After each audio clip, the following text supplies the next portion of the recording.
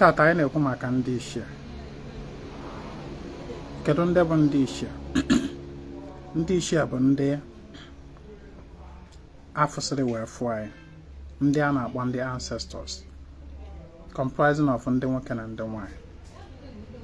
Abịa n'obi ọbụla, ndị Ichie na-abụ the decision making arm of the obi. They are the people that sit on judgment. They preside over matters regarding the obi, regarding every individual person in the obi. They are the parents of the obi. Igbo sị na anya nnekwu na-echekwawa akwụ ya. Ọ bụ anya ndị Ichie. Ọ bụ anya ndị Ichie na-echekwawa obi. Na-echekwawa ndị nọ ndị dị ndụ. Ndị Ichie bụ ha nwa bụ onye ụwa obi. Ọha bụ ndị afụsịrị wee fụ ndị nọ kịta. Ụmụnne ọbụla kwesịrị ịhazi obi fa. Mee ebe ha na-anọ were reference ndị Ichie. Ebe a nọ welu emekọrịta with ndị Ichie. Ebe a na-anọ were reference fa were enyefe ugwu na nsọpụrụ na okere urufa. Recognition, dịka m na-agwa ọnụ, the most important thing oke na ọrụ dịrị mmadụ n'ebe mmụọ nọ, maka na ndị Ichie bụ mmụọ, ha anọzi na mmadụ. Ha anọzi na mmadụ, ha bụ mmụọ, but they still impact on the living. The most important ụgwọ mmadụ ji mmụọ bụ recognition, acknowledgement.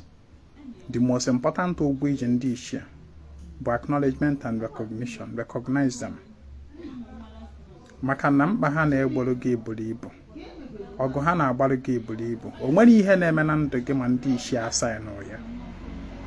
Chi gị na-arụkọ with ndị Ichie. Abịa na the line of mmụọ so mmadụ, chi gị werecha ndị Ichie were. Chi gị always working hand in hand with ndị Ichie. Okwu sie ike, ọnwụ ndị Ichie na-apụta dozie ya. Onwe mmụọ ediri ka o gbuo gị, ọnwụ ndị Ichie na-apụta defend ya gị n'ogu na ọfọ. Onwe onye ọbụla na-emejọ gị n'ụzọ abụna ụzọ, ịbụrụ onye mụ ife, the first thing ị kwesịrị ime bụ ije kọsara ndị Ichie, ndị nwe gị, maka na ndị Ichie nwe gị, they are your parents. Ọ na-abụ ọsọ chụọ nwata ọgbakwuru nne na nna ya first. O ruo ebe ahụ, o nweta protection. Na ọ bụrụ na ọsọ chụọ gị na ndụ, gbakwuru nne na nna gị bụ ndị Ichie, ọ mfanwa ga-asị akanyọ kedu ihe nwata a mere. Tupu nwata alọ ụwa na ngwuru, ndị Ichie nwedatu ngwuru nwe obi ahụ na asaịn ya, a na-ebu ụzọ kpaa ya akpa na mmụọ, kpata na onwe ha nwata bịara ụwa by chance na-akpadoghị akpado. Ọ bụ ndị Ichie. Ọwụ ndị Ichie ji akụ obi. Ọwụ mfọnwa na intercede. They stand as the bridge between spirits and the human. Maka na ndị Ichie bụ mmadụ nwegoro human experience. So abịa na mmụọ, they are not just spirits, they are also human beings. They are truly human and truly spirit. Abịa na mmụọ, their rank, they rank higher than any other spirit because they have the human soul. Their soul differs from that of other elemental spirits. Onya mere na ndị Ichie mere the power stop mmụọ bụ n'ọrụ. Yes, ndị Ichie nwere the power stop any deity from doing anything. Ndị Ichie nwere the power stop ọgwụ agwara agwọ na ọma nrụ ọrụ. They have the power. Their authority is unquestionable. Ọwụ mmụọ ha permit ga-alụ ọrụ na ngwuru na obi Ndị Ichie. A na-ekwu maka Ndị Ichie. Ndị Ichie comprise of both Ndị Ichie be nna gị and Ndị Ichie ikwu nne gị. Mana abịa ikebe oke, Ndị Ichie be nna na-ebu ụzọ halụ tupu Ndị Ichie ikwu nne. Ndị Ichie ikwu nne, you are like their grandchild and they treasure you so much. In your daily practice of ịgọ ọfọ, ị kwesịrị ịdị na-akpọkwa Ndị Ichie be nna gị na Ndị Ichie ikwu nne ka ha bịa taa ọjị, ka ha bịa maa nzu, ka ha bịa sonyere gị na njem ụwa gị, wee tinyere gị aka, wee na-akwado gị ezi ka ọ na-agaziri gị. Ọ bụrụ na gị na mmadụ mee ife n'ezi, onye ahụ wee tikuoro gị alụsị, tikuoro gị mmụọ, no mata dị mmụọ onye ahụ tikuoro gị. Ọsọkwa nya bụ nọọ Jizọs ka o tikuoro gị, ọsọkwa nya bụ nọọ Holy Spirit, ọsọkwa nya bụ nọọ Muhammad, ọsọkwa nya bụ nọọ bụ Hindu, ọsọkwa nya bụ nọọ bụ ogbugbu maọbụ alụsị maọbụ ekwensu maọbụ mmụọ bụ na o tikuru against you. Mmụọ ahụ bịa, ọ ma bịa pute gị straight to strike, no. O ya ebugodo ụzọ jee kọọlụ ndị nwe gị, jee kọsa alụfa, jee kpọtụ alụfa na obi Ndị Ichie, na aja na Ndị Ichie, na okwu a na Ndị Ichie be nna gị. O ya ebulu dị okwu maka a ebugoro ụzọ kpee ikpe na mmụọ na ọfọ na ogu.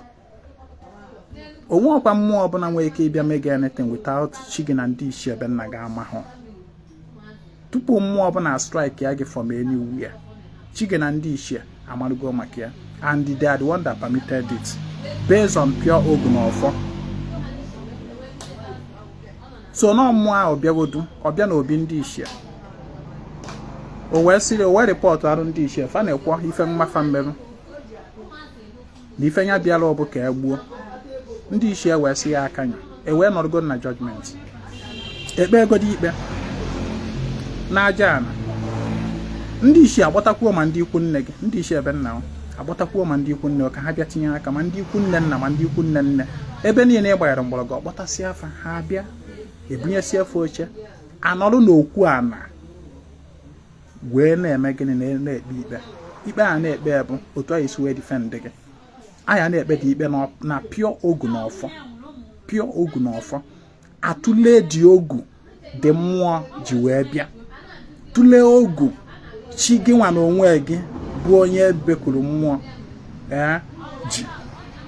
Atụlechaa ya, ọ bụrụ na mmụọ bịara abịa na ogu ya tigburu nke chi gị, Ndị Ichie asụ abụnarụ azụ si ya mgba ya batazie bịa rụọ ọrụ. Onye abụna dị mmụọ enwe ike batazie, ọ bata na biznes gị, ọ bata na ndụ gị, ọ na-apịa ghọtarị na-afụ n'anya. Mana ọ bụrụ na dị ogu dị mmụọ ji wee bịa na nke chi gị tigburu ya, onye abụna Ndị Ichie ga-ezichi ya dị mmụọ azụ. Dị mmụọ ama nrụ ọrụ ọbụla, dị mmụọ ama mmewu anything ọbụla. Ifugo na Ndị Ichie wụ your defense. Ngwa bụ onye na-ege m ntị, ewe m jụọ gị, kedu ka obi Ndị Ichie ebe nna gị dị na ụmụnna gị na your kindred? Maka na ofu onye adịghị enwe obi. Obi Igbo gbata nzute isi, Igbo si na-ekesi n'ama ebulu na obi. Kedu ka obi be nna gị dị? Obi ahụ nna gị lụrụ, ndị nna gị lụrụ, ahapụgo ya ọdakpọ, etikpọsịa ya, turn it to another thing. How far? Ụmụnna ọbụla kwesịrị inwe obi, a central point, ebe mmụọ na mmadụ ga na-agbakọ. Maka na obi abụrụ ọsụzọ ebe a na-eme meeting, ọ bụrụ ọsụzọ ebe a na-abịa meeting abịa eme mkpọtụ, na mmụọ na-agbakọkwazi ebe a. Ndị Ichie na-ezukwazi ebe ahụ, ma Ndị Ichie nwoke ma Ndị Ichie nwaanyị, ha na-agbakọ ebe ahụ atụ alụ akpa maka adịmmma ndị dị ndụ. Maka na anya nnekwu na-echekwawa akwụ ya, na onye nwụkwanụrụ anwụ nwụrụ ndị dị ndụ, onye nọ ndụ n'ọrụ onye nwụrụ anwụ. Alụ ọbụla Ndị Ichie tụchara na mmụọ, ọ bụ site n'aka mmadụ ka esi were implement ya na mmadụ. ọ bụrụ na afụla onye ga-eme implement send ya somebody from obi ndị Ichie na mmụọ. The person abanye n'ime afọ amụọ ya. Tupu onye a na-aba n'ime afọ agbacha anya bụ izu na ọra mmụọ, agbachago ya na ọra mmụọ wee ji onye ahụ ozi dị mkpa. Akajiọfọ Nnewi sịrị na ụdọ anaghị eji onye bịara ụwa nnukwu ozi. Ụdọ ọ naghị eji onye bịara ụwa nnukwu ozi, ya onye bụ nnukwute ozi wee bịa ụwa, maka na ozi ọ bịara si n'izu agbalụ na ọha mmụọ. Ozi ọ bịara si n'izu agbalụ na ọha mmụọ. Emere enu emere ana, ozi ahụ ọ bịara o ji ma wee bịa ga-emezu. Ka ntọ nnụ alọ ife ọ bịara ya emezu. Onye a na-abịa ebinye ya ọfọ. O nwere mission na data obi. Everybody nwere mission. Kedu mission nke gị? Your mission could be to re-establish the tradition of your land, of your obi, of your ụmụnna. Your mission o nwere ike ọ bụrụ na ọfọ ebinyere gị ebe ọfọ ịbịa dokwa ntọnaanị be nna gị. How far ị na-alụkwa data ọrụ? Have you even discovered your mission, your destiny? Have you paid attention? Obi ọbụla kwesịrị inwe obi. Ụmụnna ọbụla kwesịrị inwe obi mmụọ na mmadụ. Ọ bụrụ na ụ na-emebigo nke ọnụ gaa dozie ya. Put up a structure, a monumental structure. Ebe anyị akpọ na ọ bụ obi jikọtara ụmụnna. Ọnụ bịa n'ebe ahụ ehibe okwu ana obi, ehibe okwu ndị Ichie, enwe ọfọ ụmụnna, ọfọ obi, enwe ndị Ichie ezumezufa. Ebe a bụrụ gbata nzute. Ọnụ chọọ ime mitu na ụmụnna ọ na-agbakọ dị ya. Okwu ọbụla a ga-anọ ebe ahụ ekwu ọ bụrụ n'eziokwu na ndụ.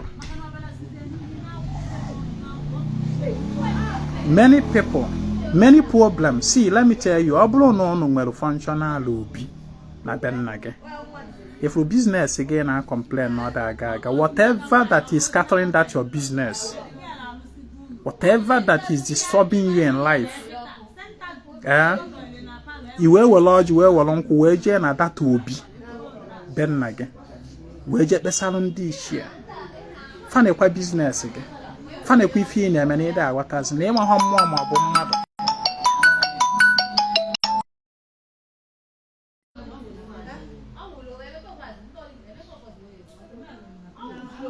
Sorry, I had a call.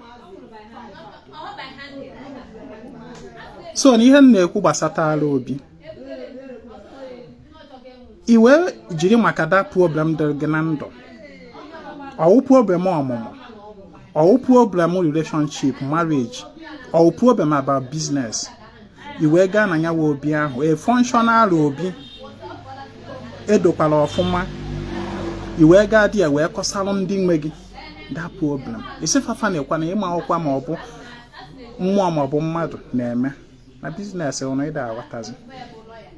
Ife anyị ikpesa alụfa bụrụ kwụrụ n'eziokwu na ndụ, iwe kwucha wee dewere fọji ahụ ebe ahụ.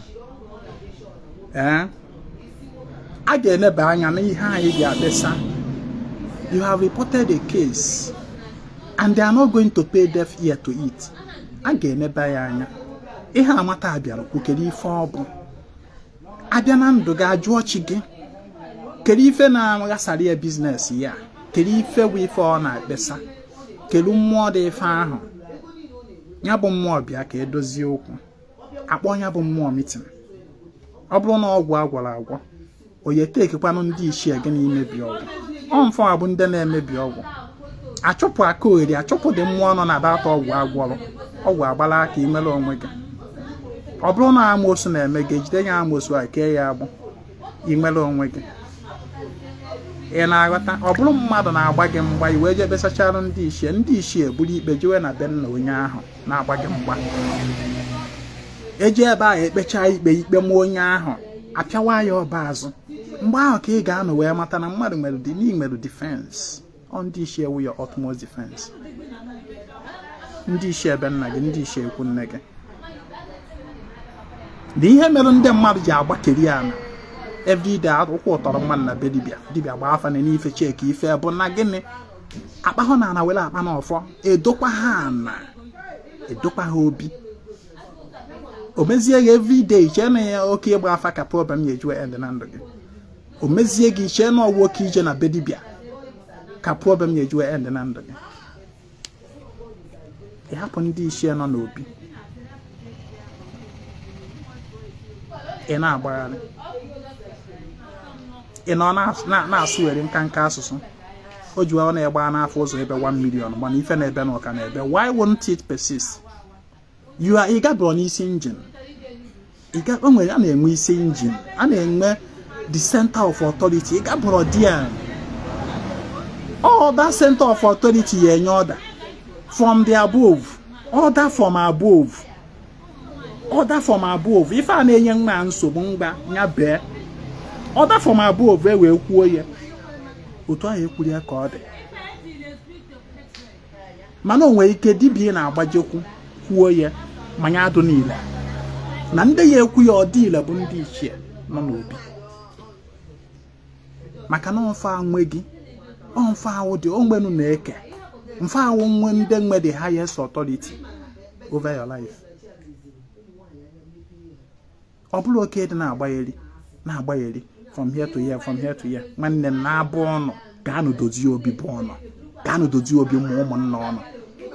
Ị nọ na social media na-asị everybody na ụmụnna anyị bụ Christian mgbanụ tọnụ na-agbagheri nsogbu adịrọ na-akparụ ndị dibịa ego. Of course awụ m dibịa and I need that your money mana ihe na-agba gị bụ gaskia ya ebe ị ga-eji nweta ụsa go and erect your obi dokwa ya ka ọ bụrụ obi dị ike obi dị ile obi na ọdụ ka obi mmadụ obi the heart where the organ that pumps blood to all part of the body the heart na heart ya anụ aka ihe na-apọmpụ blood na-generate blood to all part of even to anya gị to imi gị to ọnụ gị to ntị gị to even as far as mbọ aka gị mbọ ụkwụ gị every part of your body that receives nutrient blood ọnwụ obi na pump ya. So obi is likened to obi. Na ụmụnna ọbụla na-enweghị obi they suffer from lack of blood, lack of nutrients. Fire na-asụgheri asụsụ ife na-eme aga nya ya na-abụ asụsụ fa obere ego bata m aka ọgwụ ọzọ ama mbata ihe aga na-abụ asụsụ fa ọnwụ ike ụbịam ọ ga na-abụ asụsụ fa amụta nwa ọ ga na-abụ asụsụ fa. When you idokwa obi ndị Ichie ị ma na harmonize go mmụọ ntọala ọdịnala ekenekwa m ọnụ cheta na ana m ekwu na ọ bụ onye nwere uche na-aghọta ife m na-ekwu. Soela anyị na nkwasara ka anyị na-eme every nkwọ maka ndị nwere mmasị so chat me on WhatsApp 08032477868. Help to share this video. My name is Ezinwa Anaedo. I come for the total restoration of Ọdịnanị na Omenanị Igbo. Ka emesịa.